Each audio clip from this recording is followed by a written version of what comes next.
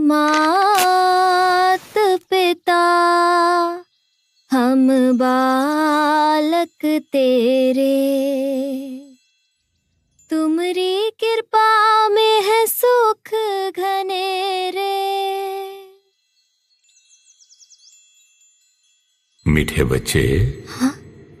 तुम जा रही हो? कौन? अभी तुम मुझे ही तो याद कर रही थी। क्या? प्रिया, राहुल, ये क्या मजाक चल रहा है? बच्चे, तुम रोज मुझसे बात करती हो, तो क्या मैं तुमसे बात नहीं कर सकता?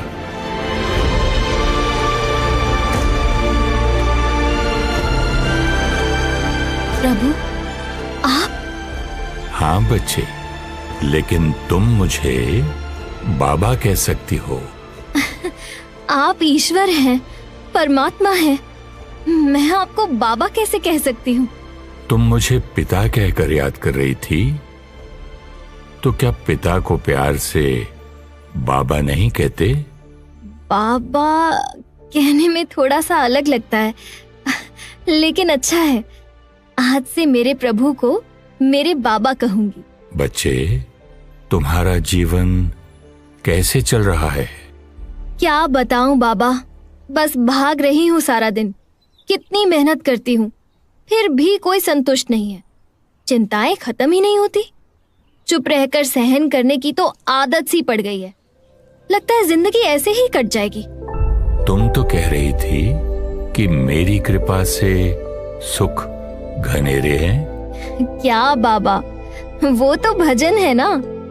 मतलब तुम्हें मुझसे सुख नहीं मिल रहा?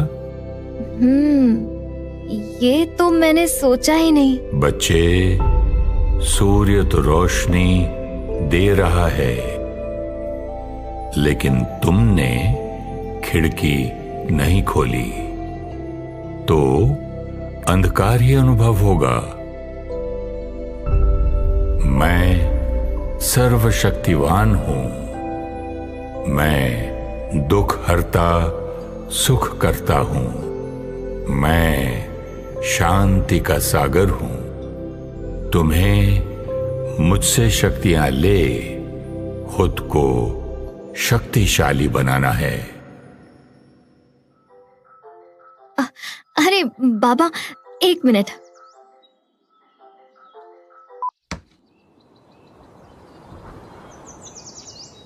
बच्चे, कोई काम है? ऑफिस से फोन है।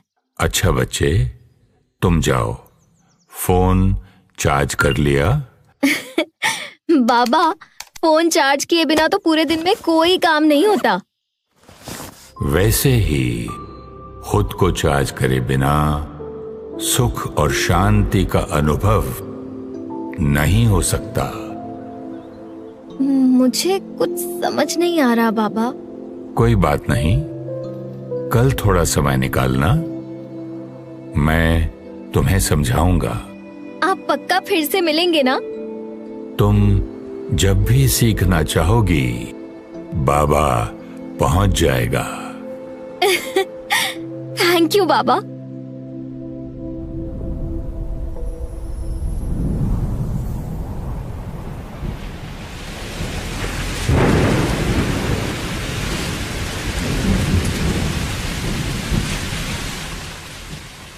बाबा, मुझसे कल का इंतजार नहीं होगा। मुझे अभी खुद को चार्ज करने की जरूरत है। बच्चे, क्या बात है? आज मन उदास है? बाबा, आज का दिन ही खराब था। सुबह सुबह रोहित ने मुझ पर चिल्ला दिया। ऑफिस पहुंची तो एक नया ट्रेनी कंप्यूटर गेम्स खेल रहा था। प्रोजेक्ट मीटिंग में मेरी बॉस ने सभी जूनियर्स के सामने मेरी इंसल्ट कर दी। और वो लता बाई है ना, जिस पर मैं आंख बंद करके विश्वास करती हूँ, उसे आज मैंने पैसे चोरी करते देखा। मीठे बच्चे, तुम्हें लगा होगा पति ने गुस्सा किया, तुम्हारा रूठना स्वाभाविक है। किसी ने गलत काम किया, तुम्हारा गुस्सा होना स्वाभाविक है। इंसल्ट हुई तो अपमानित महसूस होना स्वाभाविक है, और किसी ने विश्वास तोड़ा तो रोना स्वाभाविक है। ऑब्वियसली स्वाभाविक है, इट्स नेचुरल। स्वाभाविक नहीं बच्चे, तुम्हारी चॉइस है। आपको लगता है मुझे शौक है रोने का? मीठे बच्चे, एक आत्मा ने गुस्सा किया, दूसरी आत्मा ने धोखा दिया। ये उनके संस्कार हैं, और आपने जो किया वो आपका संस्कार है। आपका संस्कार उन पर निर्भर नहीं, वो परिस्थिति थी। आपका अटेंशन स्वस्थिति पर होना चाहिए। तुम्हारे पास शांति का संस्कार है, क्षमा का है, प्यार से समझाने का संस्कार है। लेकिन मेरे पास गुस्से का भी है, परेशान होने का भी है। तो चॉइस हुई ना कि कौन सा संस्कार व्यवहार में लाना है। पर उस टाइम चॉइस किसको याद रहती है? यही तो अभ्यास करना है। आपका मतलब है मैं ऐसी बातों में भी शांत रह सकती हूँ? बिल्कुल, क्योंकि शांति तुम्हारा स्वभाव है। मेरे मुंह से तो ऐसे ऐसे शब्द निकले हैं ना आज, जो मैं आपको बता भी नहीं सकती। तुमने कहा मेरे मुंह से शब्द निकल गए, इसका मतलब तुम अपने मन और कर्म इंद्रियों की गुलाम हो। बच्चे, तुम भूल चुकी हो कि तुम मालिक हो, अपने मन की मालिक, अपने संस्कारों की मालिक, अपने मुख की मालिक। वाओ, मतलब मन मेरे कंट्रोल में चलेगा? बाबा, ये मैजिक जल्दी कर दो प्लीज। जरूर बच्चे, लेकिन तुम पहले अपना परिचय दो। मैं स्वाति हूँ, मैं कंप्यूटर इंजीनियर हूँ, मैं रोहित की पत्नी हूँ, राहुल और प्रिया की माँ हूँ। मैं बस बच्चे, तुम्हारा नाम, तुम्हारी पढ़ाई, तुम्हारा परिवार, तुम्हारा औहदा, तुम्हारी जाति, तुम्हारा धर्म, यहाँ तक कि तुम्हारा शरीर भी, ये सब कुछ तुम्हारा है। तुम इस सब को मेरा कहती हो, लेकिन मेरा कहने वाला मैं कौन है? मैं तो इस बॉडी को ही मैं समझती हूँ, लेकिन कहती मेरा चेहरा, मेरा हाथ, मेरा शरीर हूँ। तुम्हारा शरीर दिखाई देता है, तुम शक्ति दिखाई नहीं देती। शरीर को चलाने वाली चैतन्य शक्ति को आत्मा कहते हैं। महसूस करो अपने आप को, प्रकृति के बीच चमकता हुआ सितारा। तुम शक्ति हो, तुम आत्मा हो। पर बाबा, आत्मा को तो कभी देखा ही नहीं, कैसे मानूं कि मैं आत्मा हूँ? जैसे ये पंखा दिखाई देता है, लेकिन इसे चलाने वाली शक्ति बिजली तो दिखाई नहीं देती। बिजली नहीं तो पंखा किसी काम का नहीं। इसी तरह आत्मा जब शरीर छोड़ देती है, शरीर किसी काम का नहीं। जैसे तुम्हारी दुनिया में मृत्यु कहते हैं। पर ये शक्ति मुझे फील तो होनी चाहिए ना? मीठे बच्चे, मन को महसूस किया है? मन तो सारा दिन सोचता रहता है, रोकना भी चाहो तो रुकता नहीं है। आत्मा 3 कार्य करती है। जब तुम आत्मा सोचने का काम करती हो, उसे मन कहते हैं। जैसे कोई बात हुई और तुम्हारे मन ने कहा सच बोलो तो डांट पड़ेगी, झूठ बोला तो काम हो जाएगा। मन अनेक संकल्प करता है, फिर तुम संकल्पों को परख कर निर्णय लेती हो, उसे बुद्धि कहते हैं। अगर बुद्धि ने कई बार झूठ बोलने का निर्णय लिया तो वो बन गया तुम्हारा संस्कार। एक बार संस्कार बन गया तो सोच नहीं चलती, निर्णय नहीं लेना पड़ता, संस्कार व्यवहार में आ जाता है। जिसे तुमने कहा चॉइस नहीं थी, गुस्सा आ गया। जैसे तुम एक हो लेकिन किसी के लिए बेटी हो, किसी के लिए मां तो किसी के लिए पत्नी, पर हो तो एक। इसी तरह आत्मा एक शक्ति है, कार्य तीन करती है, मन, बुद्धि, संस्कार। बाबा, इसका मतलब अगर मैं आत्मा शक्तिशाली हूँ तो मन हमेशा पॉजिटिव सोचेगा, बुद्धि करेक्ट निर्णय लेगी और संस्कार सारे अच्छे वाले होंगे, राइट? वाह बच्चे, तुम तो बहुत समझदार हो। पर हमने गलत संस्कार बनाए ही क्यों? बच्चे, इसे हम कल समझेंगे। बस ये बात याद रखना कि संस्कार तुमने बनाए हैं, इसलिए कोई भी संस्कार बदलना तुम्हारे लिए बहुत आसान है। मैं तो ऑलरेडी पावरफुल फील कर रही हूँ बाबा। मीठे बच्चे, चलो आत्मा को शक्तिशाली बनाने के लिए कुछ क्षणों के लिए ड्रिल करते हैं। ध्यान को भ्रुकुटी के बीच एकाग्र करते हुए संकल्प करें, मैं इस शरीर को चलाने वाली शक्ति आत्मा हूं। मैं अपने शरीर की मालिक हूं। मैं अपने मन की मालिक हूं। मैं कर्म इंद्रियों की मालिक हूं। मैं ज्योति स्वरूप आत्मा, चमकता हुआ सितारा हूं। मैं लाइट हूं। मैं माइट हूं। मैं शक्तिशाली आत्मा हूं।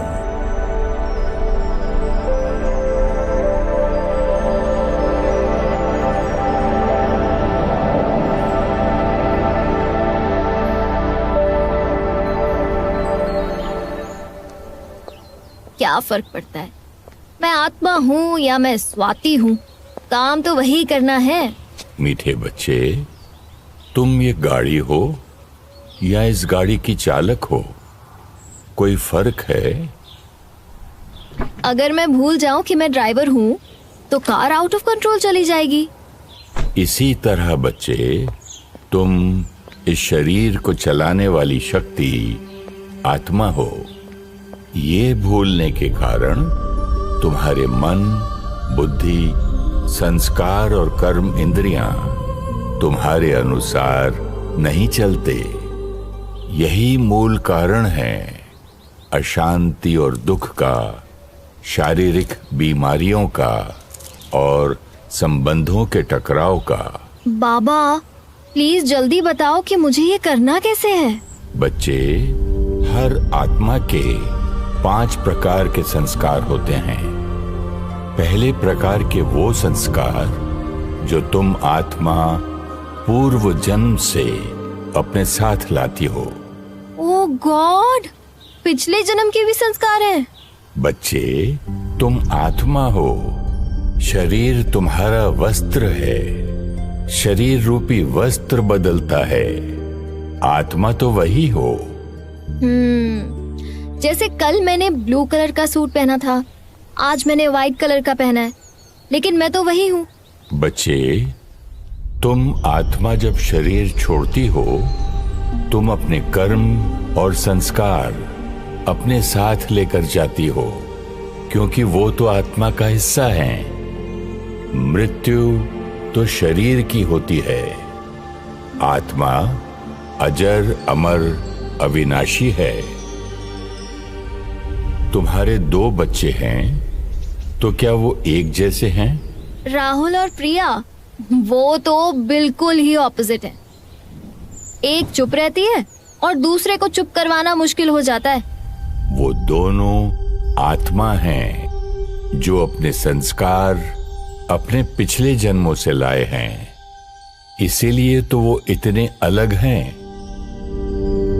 दूसरे प्रकार के संस्कार वो होते हैं जो तुम्हें अपने माता पिता और परिवार से मिलते हैं।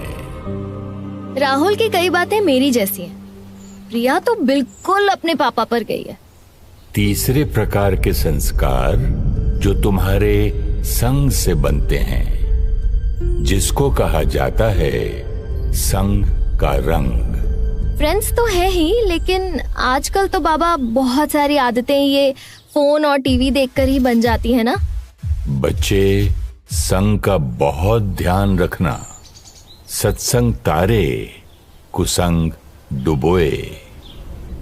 चौथे प्रकार के संस्कार वो होते हैं जो तुम आत्मा अपनी इच्छा शक्ति से बना सकती हो। लेकिन बाबा, विल पावर भी तो काम नहीं करती।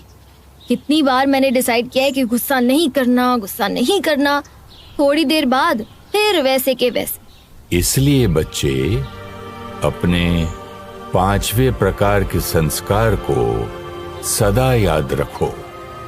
ये हैं तुम आत्मा के मूल संस्कार।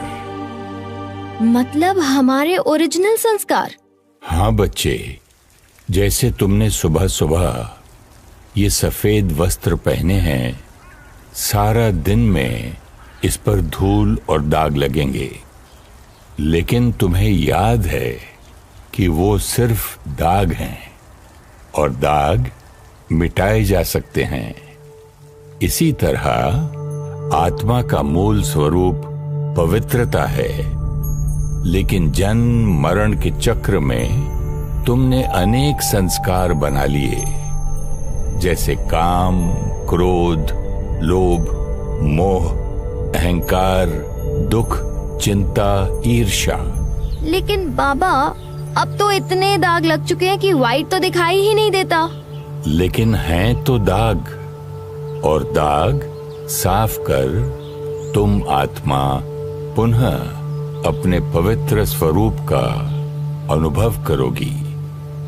हर आत्मा के 7 मूल संस्कार हैं: पवित्रता, सुख, शांति, प्रेम, शक्ति, ज्ञान और आनंद।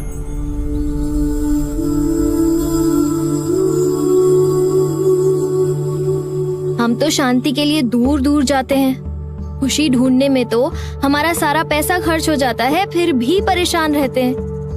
प्यार तो लोगों से एक्सपेक्ट करते हैं। खुद की विल पावर इतनी कम है कि चाय छोड़ना चाहती हूँ मैं। 1 साल हो गया कोशिश करते हुए, छूट ही नहीं रही। खुद को शरीर, रिश्ता, औधा समझा तो खुशी, प्यार, शक्ति को उन्हीं में ढूंढने लग गए। वहां ढूंढने से वो मिल नहीं रहे, इसलिए अशांति, चिंता, दुख बढ़ता जा रहा है। बाबा, प्लीज बताइए ना कि मुझे ये संस्कार कैसे एक्सपीरियंस होंगे। रोज सवेरे स्व चिंतन का अभ्यास करो। खुद को याद दिलाओ कि तुम कौन हो और तुम्हारे संस्कार क्या हैं, और सारा दिन में कर्म करते ये याद रखो कि तुम पवित्र, शांत और प्रेम स्वरूप शक्तिशाली आत्मा हो। सिर्फ थोड़ा सा अटेंशन रखना है। सारा दिन अटेंशन में कैसे रह सकते हैं? सारा दिन टेंशन में रह सकते हो, अटेंशन में नहीं रह सकते। बाबा, मैं रेडी हूँ प्रैक्टिस करने के लिए। हर एक के संपर्क में आते ये याद रखना, वो भी एक पवित्र आत्मा है। अनेक जन्म लेते उन पर भी कुछ संस्कारों के दाग लग गए हैं। मूल संस्कार उनके भी प्रेम, सुख, शांति हैं। फिर तुम्हें कोई भी बुरा नहीं लगेगा। तुम्हारी खुशी अब परिस्थिति पर निर्भर नहीं। तुम सुख स्वरूप आत्मा हो। तुम्हें कोई बात हिला नहीं सकती। तुम्हें प्यार, सम्मान चाहिए नहीं। तुम प्यार से भरपूर, सबको स्नेह और दुआएं देने वाली आत्मा हो। पर बाबा, ये सब उस टाइम याद रहना चाहिए ना? हर घंटे 1 मिनट रुककर अपने को याद दिलाओ, उस स्वरूप में स्थित हो जाओ। बाबा, मरने की भी फुर्सत नहीं है और आप कह रहे हैं कि मैं हर घंटे रुककर याद करूं कि मैं शांत आत्मा हूँ। मीठे बच्चे, आज तक खुशी के लिए कितनी मेहनत की, फिर भी खुशी नहीं मिली। अब कुछ क्षण निकालने से आत्मिक शक्ति बढ़ जाएगी और तुम्हारे सारे काम पहले से जल्दी और ज्यादा अच्छे होंगे। ओह गॉड, पहले ही मीटिंग के लिए देर हो रही थी, अब और 1 मिनट लेट हो जाएगा। बच्चे, 1 मिनट के लिए अटेंशन। मैं शुद्ध पवित्र आत्मा हूं। हर परिस्थिति में शांत रहने वाली शांत स्वरूप आत्मा हूं। हर आत्मा को प्यार और सम्मान देने वाली प्रेम स्वरूप आत्मा हूं। असंभव को संभव करने वाली मैं शक्तिशाली आत्मा हूं। मैं शक्तिशाली आत्मा हूं।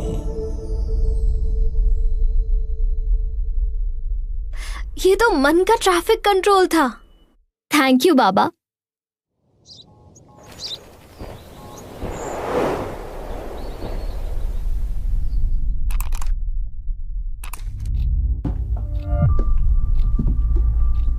कोई ऐसा कैसे कर सकता है? इंसानियत तो खत्म ही होती जा रही है। भगवान कुछ करते क्यों नहीं? मीठे बच्चे, तुम्हें लगता है कि तुम्हारी दुनिया में जो कुछ हो रहा है वो मैं करवाता हूं? कहते हैं पत्ता पत्ता ईश्वर की मर्जी से हिलता है, तो सब कुछ आपकी मर्जी से ही होगा ना? बच्चे, अगर तुम्हें शक्ति मिल जाए अपने बच्चों का भाग्य लिखने की, तो कैसा भाग्य लिखोगी? सब कुछ परफेक्ट लिखूंगी। तुम सब आत्माएं मेरे बच्चे हो, तो क्या मैं तुम्हारे भाग्य में दुख, बीमारी, अकाले मृत्यु, प्राकृतिक आपदाएं लिखूंगा? क्या मैं एक का भाग्य कठिन और दूसरे का श्रेष्ठ लिखूंगा? तो फिर ये सब कौन डिसाइड करता है? ये सब तुम बच्चे कर रहे हो। हम क्यों करेंगे ऐसा? हम तो खुद अपने दुखों से छूटना चाहते हैं। तुम्हारे दोनों बच्चे सफल होना चाहते हैं, लेकिन होंगे तो अपने कर्मों अनुसार। ओह, लॉ ऑफ कर्मा। वो तो बचपन से सीखा है कि जैसा कर्म हम करेंगे वैसा हमें फल मिलेगा। वो फल ही तुम्हारा भाग्य है जो तुमने अपने कर्मों से लिखा है। मतलब मेरा भाग्य मैं खुद लिखती हूँ, लेकिन हम जब पैदा होते हैं तब से ही हमारा भाग्य शुरू हो जाता है। कर्म आत्मा करती है और परिणाम भी आत्मा को ही मिलेगा, जिसे भाग्य कहते हैं। आज तुम आत्मा इस शरीर में हो, हर क्षण कर्म कर रही हो। किसी कर्म का परिणाम इसी क्षण मिल जाएगा और किसी का कुछ दिन बाद, कोई परिणाम कुछ वर्षों बाद और कोई तो बहुत वर्षों बाद। तब तक शायद तुम आत्मा अपना शरीर रूपी वस्त्र बदल चुकी होगी, लेकिन परिणाम तो आत्मा को मिलना है, शरीर को नहीं। मतलब पिछले जन्म की गलती की सजा इस जन्म में मिलेगी? This is not fair. मुझे तो याद ही नहीं कि मैंने क्या किया था। बच्चे, अभी तुम कुछ काम कर रही थी। इस काम का परिणाम तुम्हें कब मिलेगा? बाबा, इस प्रोजेक्ट में कम से कम 1 हफ्ता लगेगा और इसका रिजल्ट 2 हफ्ते बाद मिलेगा। लेकिन इन 15 दिनों में तुम 25 से 30 वस्त्र बदलोगी। मेरे कपड़ों का मेरे प्रोजेक्ट से क्या कनेक्शन है? तुम्हारे कर्मों का भी तुम्हारे शरीर रूपी वस्त्र से कोई कनेक्शन नहीं है। तुम आत्मा कर्म कर रही हो। किसी कर्म का परिणाम तुम्हें इस शरीर में मिलेगा और किसी का अगले शरीर में। मीठे बच्चे, आज तुम्हारे पास शरीर निरोगी है, सुखद संबंध हैं, तुम्हारे पास धन है। ये सब तुम्हारे पूर्व जन्मों में किए हुए श्रेष्ठ कर्मों का फल है। ओह, ये तो ध्यान ही नहीं रहा। मतलब रोहित, राहुल, प्रिया और मेरे सारे रिश्ते भी पूर्व कर्मों का परिणाम है। बच्चे, हर जन्म में तुम अनेक आत्माओं के संबंध में आती हो, जिनके साथ तुम्हारा कर्मों का हिसाब किताब बनता है। संबंधों में तुम्हारे कर्म बहुत अच्छे होते हैं, लेकिन कुछ गलतियां भी होती हैं। जब वो आत्मा तुम्हें पुनः नए शरीर में मिलती है, तुम्हें उस संबंध में सुख भी अनुभव होता है और कभी दुख भी। मतलब मैं इन सब से पहले मिल चुकी हूँ और आगे भी मिलूंगी। वाह बच्चे, तुमने बिल्कुल सही समझा। बाबा, ऑफिस में ना मेरी बॉस नेहा है। मैं पूरी कोशिश करती हूँ कि उसके साथ अच्छा व्यवहार करूँ, लेकिन पता नहीं वो कौन से जन्म की दुश्मनी निकाल रही है मुझसे। उसकी वजह से मेरी प्रमोशन भी रुकी हुई है। बच्चे, सिर्फ व्यवहार कर्म नहीं होता। तुम्हारे संकल्प, बोल और व्यवहार तुम्हारे कर्म हैं। ओह, मतलब हर थॉट भी कर्म है। किसी न किसी जन्म में तुमने उस आत्मा के साथ गलत कर्म किए हैं। अब तुम्हें उस हिसाब किताब को चुकतू करना है। या तो योग से करो या भोग के। अभी तुम उस संबंध में दुख भोग रही हो। ना दुख दो और ना दुख लो। उसकी बातों को मन पर पकड़कर नहीं रखो, उसे क्षमा करो। क्षमा अर्थात शुभ भावना की दुआएं दो। अकल्याण की वृत्ति वाले को अपने कल्याण की वृत्ति से परिवर्तन करो। तुम्हारे आज के श्रेष्ठ कर्म पूर्व कर्मों को चुकतू कर देंगे और मेरी प्रमोशन भी हो जाएगी। बच्चे, अपने कर्मों पर सदा अटेंशन रखना।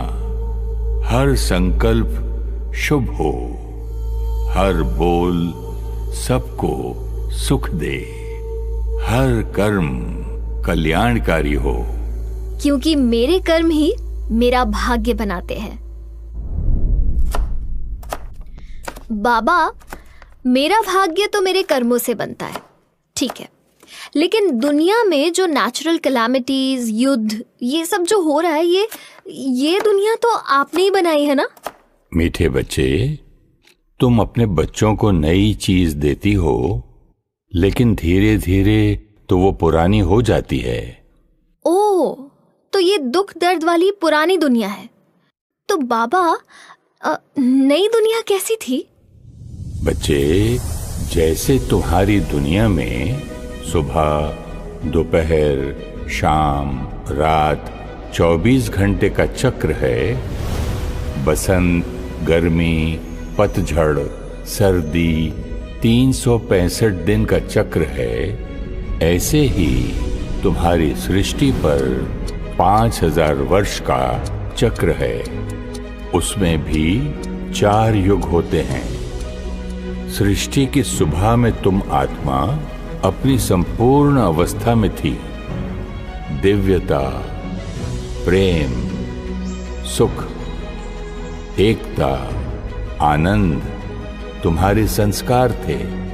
तुम्हारा शरीर निरोगी कंचन काया और प्रकृति सतो प्रधान थी। एक धर्म, एक राज्य, एक भाषा थी।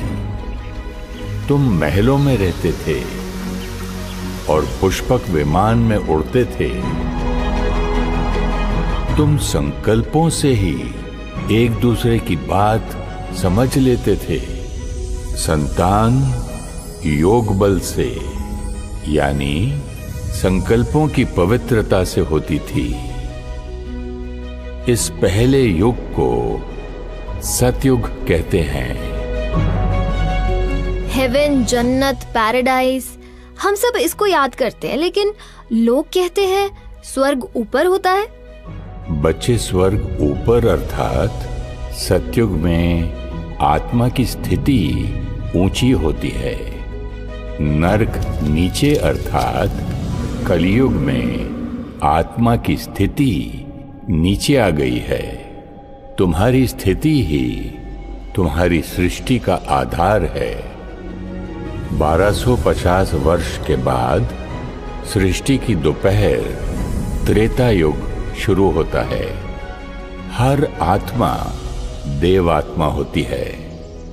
इतने समय से कर्म करते, अनेक शरीर लेते हुए आत्मा की शक्ति घटने लगती है और 2500 वर्ष के बाद तुम्हारा तीसरा युग शुरू होता है।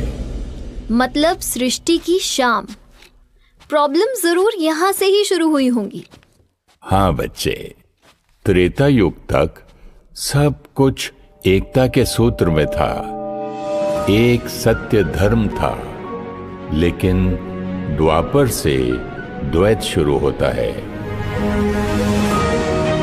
धर्म और अधर्म, सत्य और असत्य, सुख और दुख शुरू होता है। तुम्हारी सृष्टि की जनसंख्या बढ़ती जाती है। लेकिन आत्मा एक शरीर छोड़ दूसरा शरीर लेती है, तो फिर और आत्माएं कहां से आती हैं? मीठे बच्चे, तुम सब आत्माएं मेरे साथ परम धाम में रहती हो, जिसे तुम मुक्ति धाम, परलोक भी कहती हो। अपने समय अनुसार तुम परम धाम से सृष्टि पर आती हो और कलयुग के अंत तक जन्म मरण के चक्र में रहती हो। साथ साथ परम धाम से निरंतर और आत्माएं सृष्टि पर आती रहती हैं। मतलब कुछ आत्माएं सतयुग में आएंगी, कुछ त्रेता में और कुछ द्वापर में। सब आत्माएं कलयुग एंड तक स्टेज पर रहेंगी और कुछ तो कलयुग में भी आ रही है, क्योंकि पॉपुलेशन तो बढ़ती ही जा रही है। हाँ बच्चे, द्वापर युग में तुम आत्मा हो ये तुम भूलना शुरू करते हो और अपने शरीर को ही अपनी पहचान समझने लगते हो। तुम दूसरों के शरीर की तरफ आकर्षित होते हो और काम विकार की शुरुआत होती है। आत्मा की शक्ति घटने के कारण काम, क्रोध, लोभ, मोह, अहंकार तुम्हारे संस्कार बनने शुरू होते हैं। तो प्योर व्हाइट आत्मा पर द्वापर युग से दाग लगने शुरू हुए।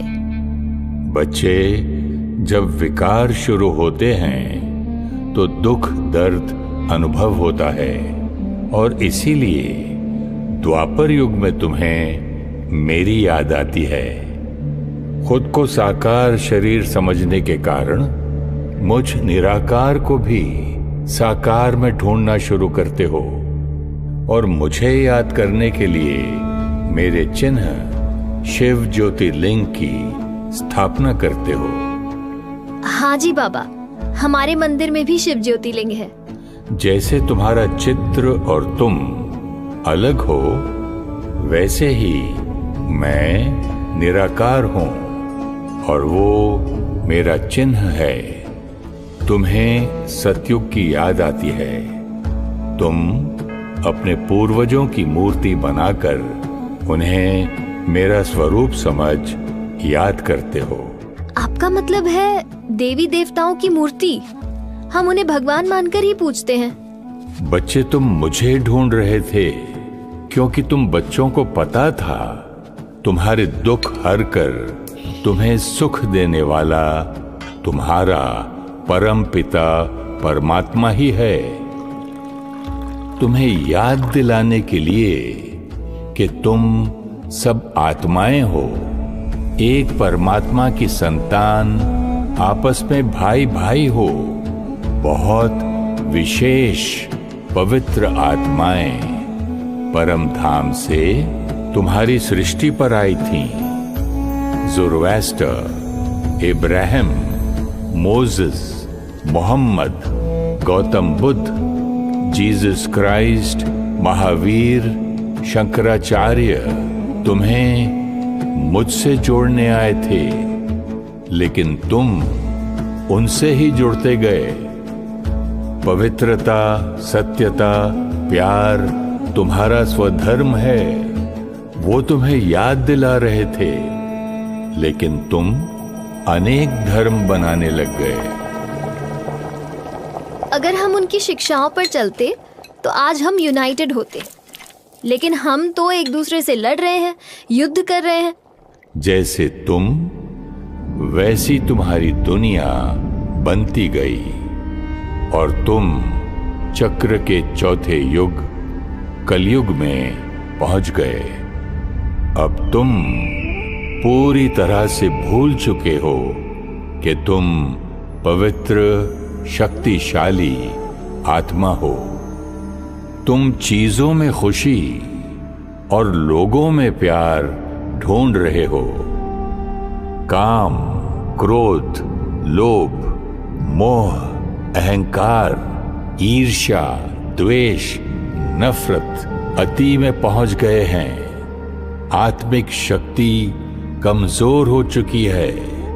अब तुम विज्ञान की शक्ति पर निर्भर हो गए हो।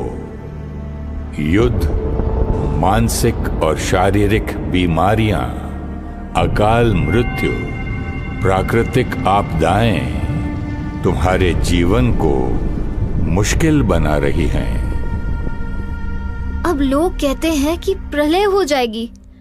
कितने साल हैं हमारे पास? बच्चे, हर 24 घंटे बाद रात्रि होती है, तो क्या उसके बाद दुनिया खत्म हो जाती है? आपका मतलब है जैसे रात के बाद रोज सुबह आती है, तो कलयुग के बाद फिर से सतयुग आएगा? हाँ बच्चे, समय का चक्र है। सृष्टि का विनाश नहीं होगा, कलयुगी संस्कारों का विनाश होगा और सतयुगी दुनिया स्थापन होगी। अच्छा बच्चे, ये बताओ, जो दिव्य आत्माएं सतयुग में इस सृष्टि पर थीं, वो अब कहाँ होंगी? कलयुग के एंड तक तो उन्हें स्टेज पर ही रहना है, तो वो यहाँ कलयुग में ही होंगी। कुछ समझ आया बच्चे? अब क्या समझ आना था?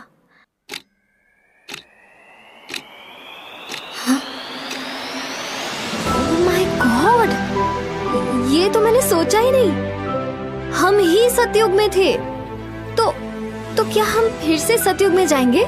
लाडले बच्चे, तुम्हारी सृष्टि चक्र के 5000 वर्ष पूरे होने वाले हैं। तुम्हारी दुनिया अब और ऐसे नहीं चल सकती। घोर रात्रि के बाद सवेरा आना ही है।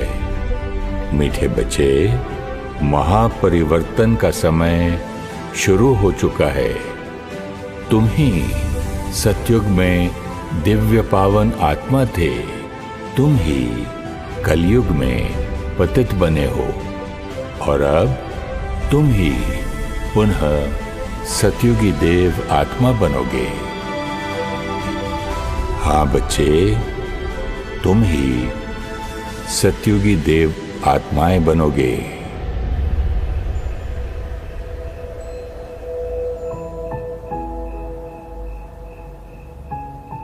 मीठे बच्चे, कुछ सोच रही हो?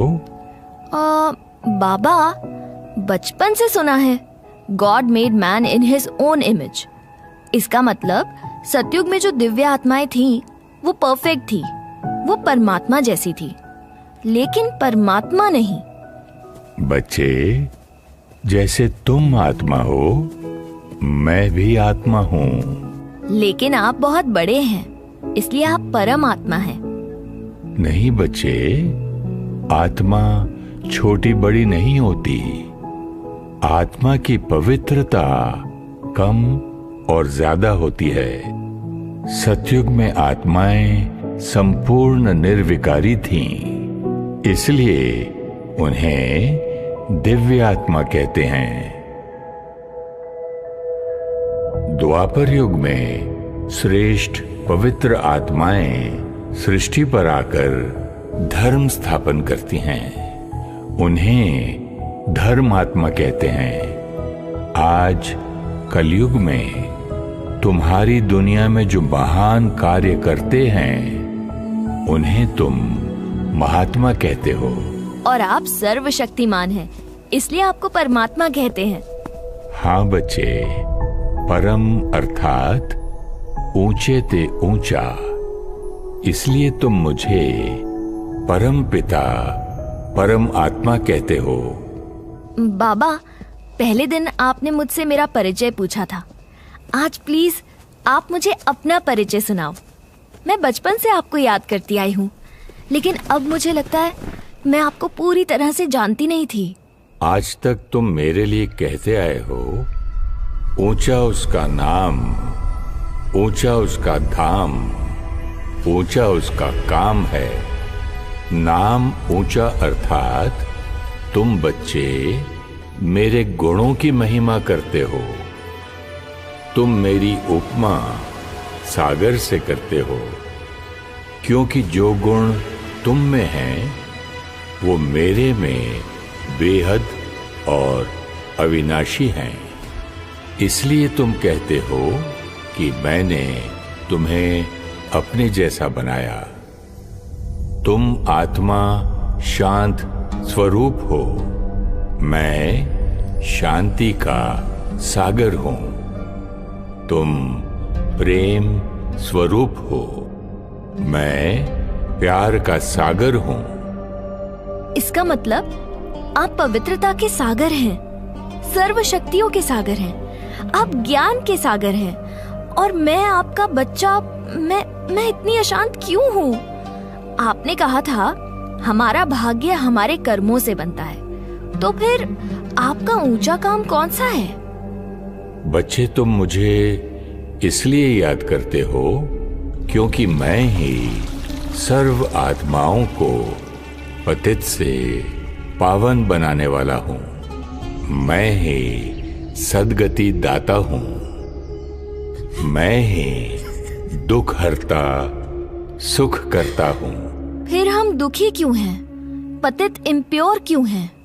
क्योंकि मैं जो हूँ, जैसा हूँ, तुम मुझे नहीं जानते, मुझे विधि पूर्वक याद नहीं करते। तुम मुझे अलग अलग रूपों में ढूंढते हो। तुमने तो मुझे सर्वव्यापी भी कह दिया, जैसे जो कुछ तुम्हारा है वो तुम्हारे बच्चों का है।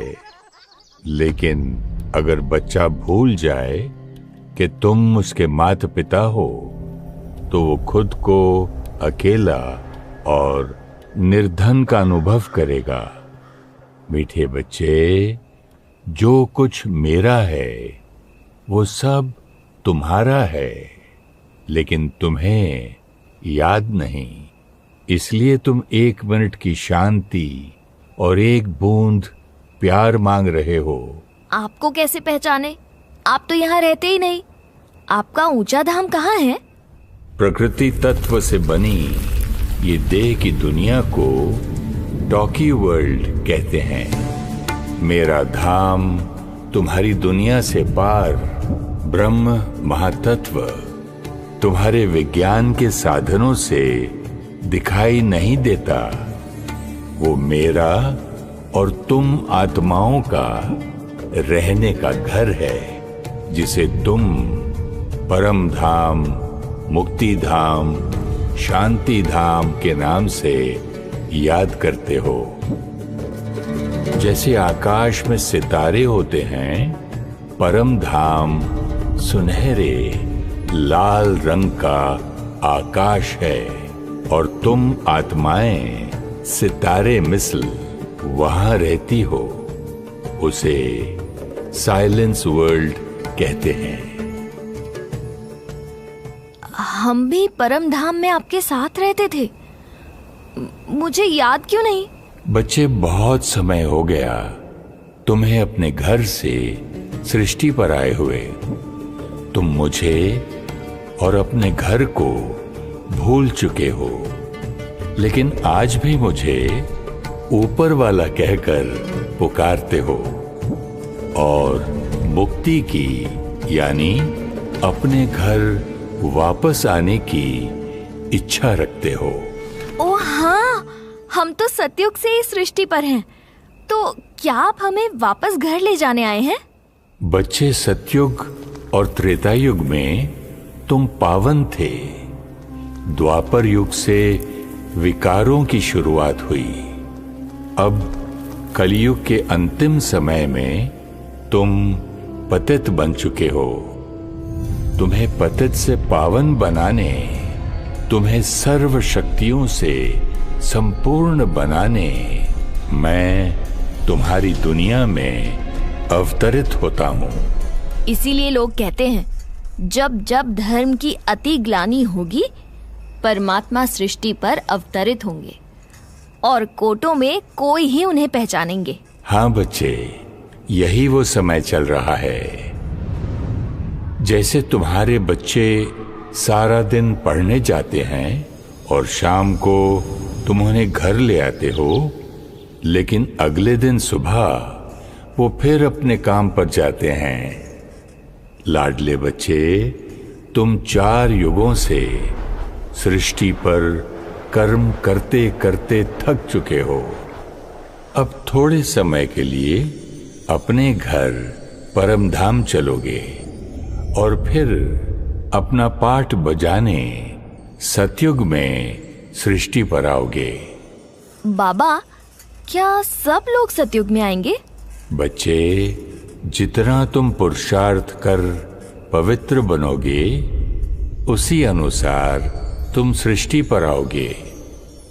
संपूर्ण पवित्र आत्माएं सतयुग त्रेता में आएंगी, थोड़ा कम द्वापर में आएंगी, बाकी कलयुग में आएंगी। तब तक वो सब आत्माएं परम धाम में रहेंगी। ओह, इसीलिए पॉपुलेशन बढ़ती रहती है, क्योंकि परम धाम से और आत्माएं आती जा रही हैं। बाबा, सब लोग आपको पहचानकर पवित्र क्यों नहीं बनते? लाडले बच्चे, तुम आत्माएं शरीर लेते हो, इसलिए दिखाई देते हो। मैं तो जन्म मरण के चक्कर से न्यारा हूं। मैं निराकार हूं। तुम मुझे तीसरे नेत्र से देख सकते हो, शरीर की आंखों से नहीं। The third I of wisdom, मतलब ज्ञान का तीसरा नेत्र। बाबा, हम आपको बहुत सारे नामों से पुकारते आए हैं, लेकिन आपका एक्चुअल नाम क्या है? मेरा नाम है शिव। शिव का अर्थ है बिंदी। शिव का अर्थ है कल्याणकारी। शिव का अर्थ है शांति। शिव बाबा, मैं आपकी सर्व शक्तियों से खुद को शक्तिशाली कैसे बनाऊं? मीठे बच्चे, कल सवेरे जल्दी उठना। बाबा आपको याद की विधि सिखाएंगे। हाँ जी बाबा, मुझे पावन बनना ही है, सतयुगी बनना ही है।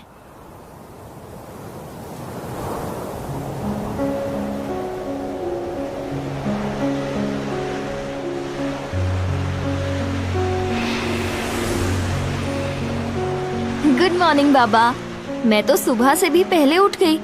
मीठे बच्चे, ये अमृत वेले का समय तो सबसे श्रेष्ठ समय है याद में बैठने का। बाबा, मुझे आपकी शक्तियों का अनुभव कैसे होगा?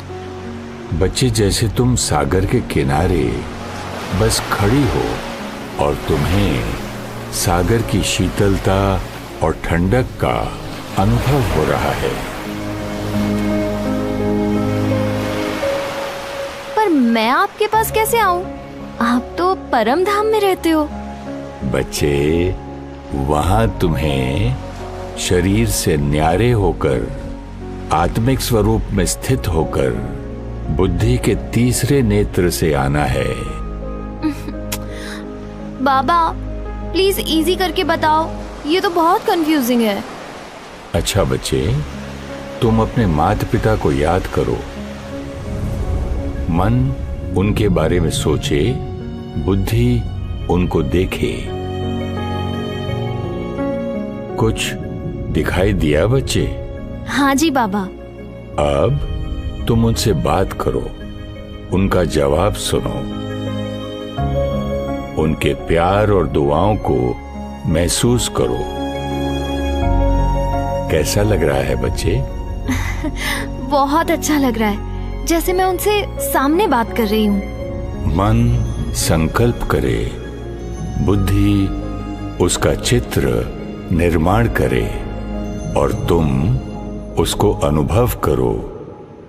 यही याद है, यही योग का पहला कदम है। मतलब पहले थॉट क्रिएट करना, उसको विजुअलाइज करना, फिर एक्सपीरियंस होगा। मैं सोचती थी मेडिटेशन मतलब कोई थॉट ही नहीं आना चाहिए, इसलिए मुझसे कभी हुआ ही नहीं। बच्चे, जैसे तुम अपने माता पिता को याद कर रही थी, वैसे ही मुझे अपने परम पिता को याद करना है ना? लेकिन उनके रूप और उनके घर को तो मैंने देखा है, तो याद करना आसान है। बच्चे, तुम मेरे साथ परम धाम में रहते थे। तुमने अपने घर और मुझे अनुभव किया है। अब इस समझ से याद करो। इसीलिए ज्ञान को तीसरा नेत्र कहा जाता है। ज्ञान मतलब समझ।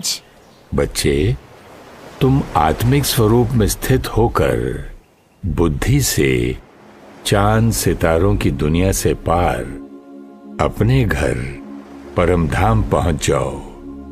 मेरे समीप आकर बैठो, शक्तियों से खुद को भरपूर करो। और हां बच्चे, मुझे याद करने के लिए आंखें बंद नहीं करनी पड़ती।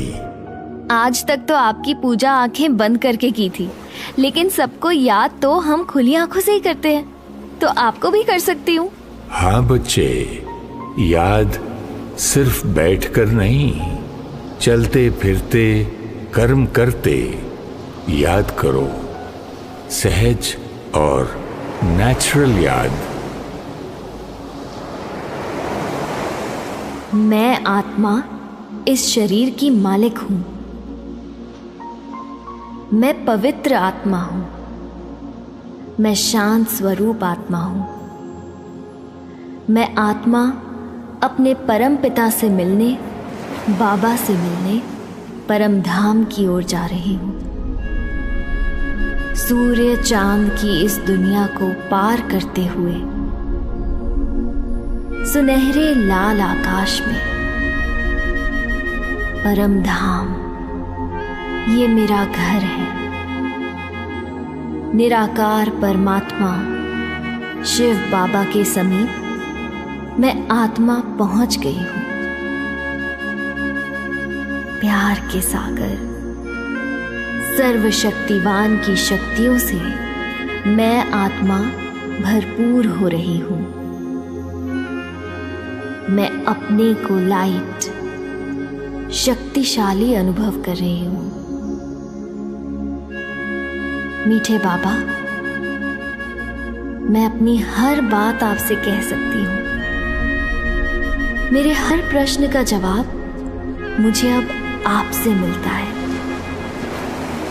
मीठे बच्चे, जैसे सूर्य की किरणें तुम्हारे शरीर को स्वस्थ बनाती हैं, मैं ज्ञान सूर्य हूं। मेरी शक्तियां तुम आत्मा को शक्तिशाली बनाती हैं।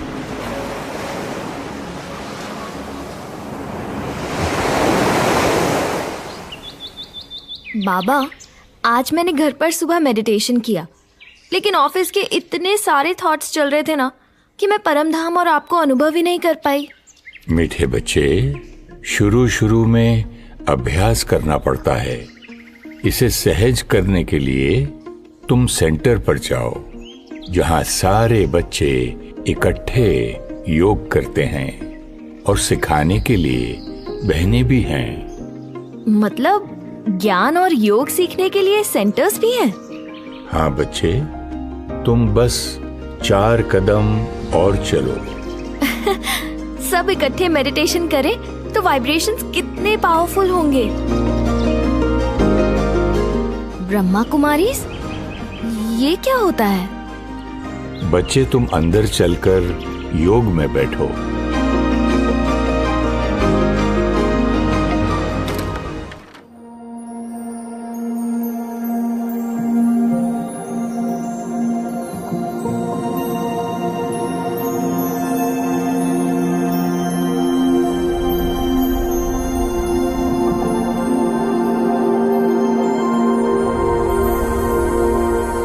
कितनी शांति है, कितनी पावर है, इतना लाइट फील हो रहा है।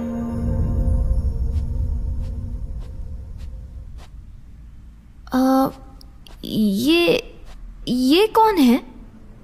लाडले बच्चे, तुम्हारी कलियुगी दुनिया अब और ऐसे नहीं चल सकती।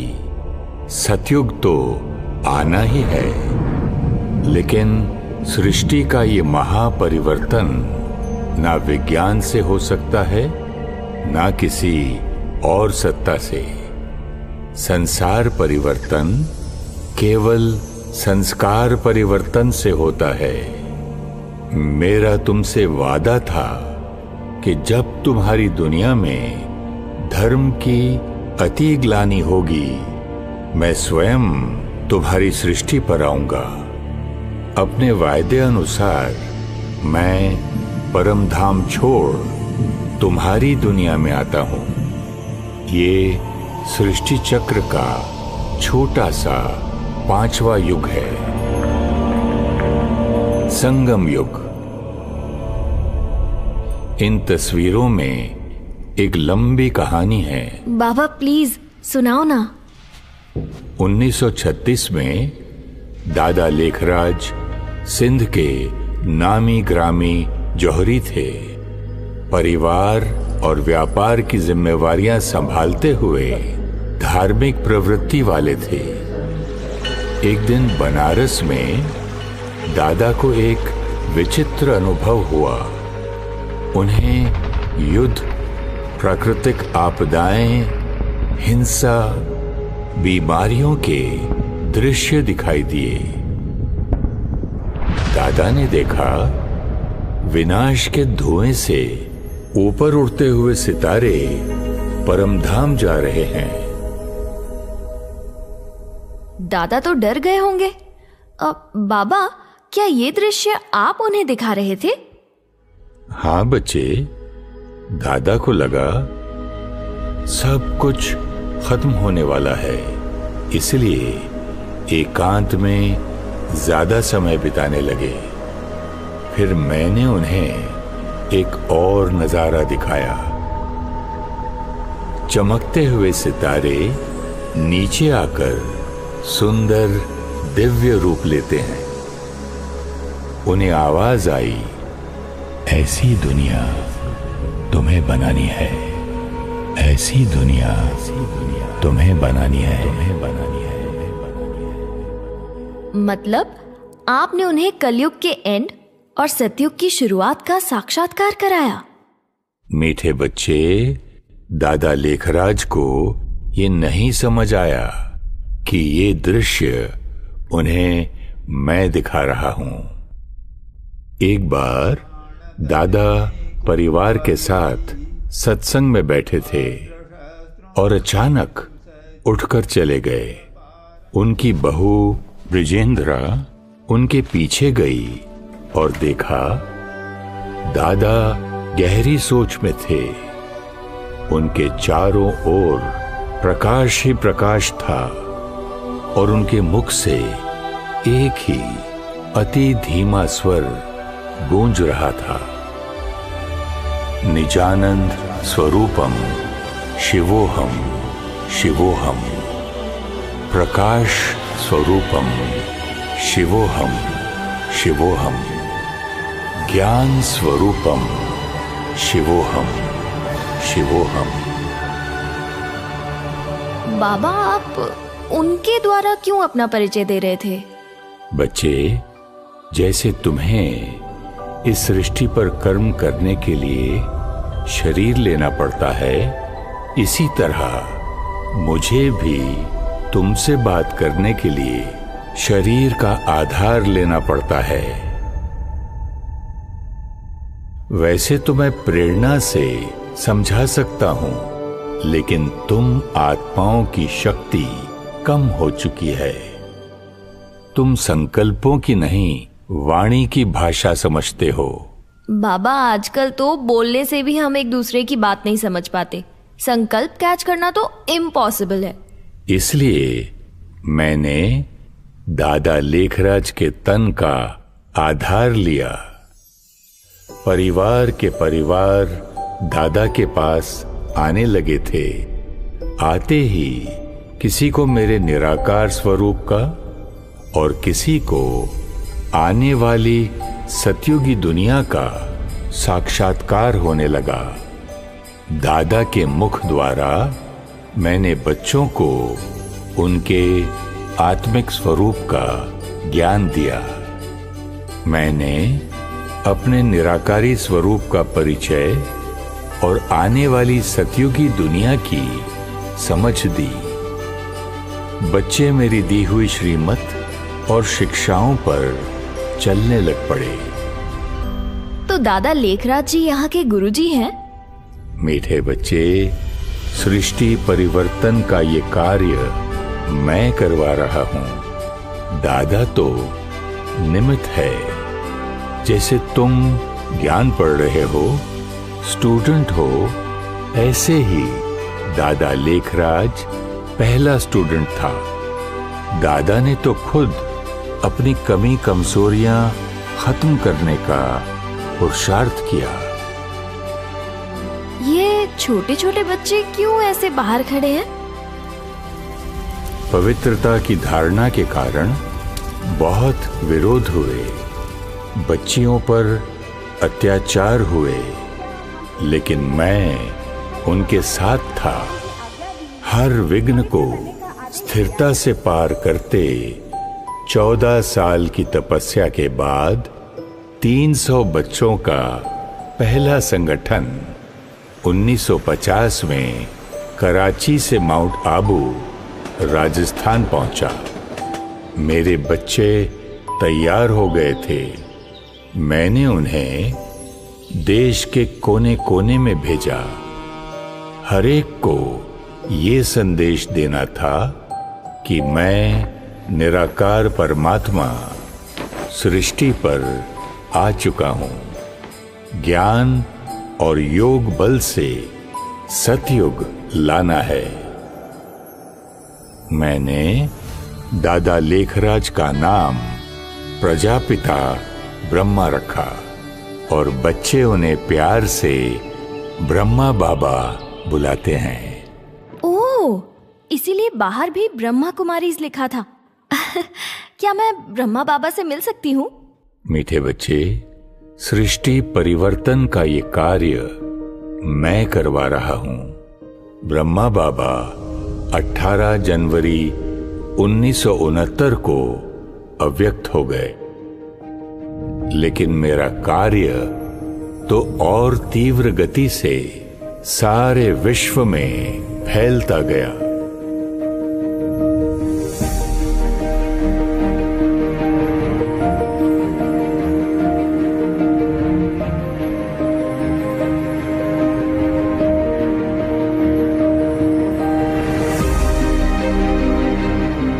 लाखों लाखों बच्चे घर गृहस्थ में रहते ज्ञान की धारणा, योग की तपस्या और पवित्रता के बल से मेरे सृष्टि परिवर्तन के कार्य में जुड़ चुके हैं। बाबा, क्या मैं भी आपकी शिक्षाओं पर चल सतयुगी संस्कार बना पाऊंगी? मीठे बच्चे, लाडले बच्चे, बाबा सदा आपके साथ है। हिम्मत का एक कदम आपका और पदम गुणा मदद बाप की। सफलता तो निश्चित है बच्चे। शुक्रिया बाबा, शुक्रिया बाबा, शुक्रिया बाबा।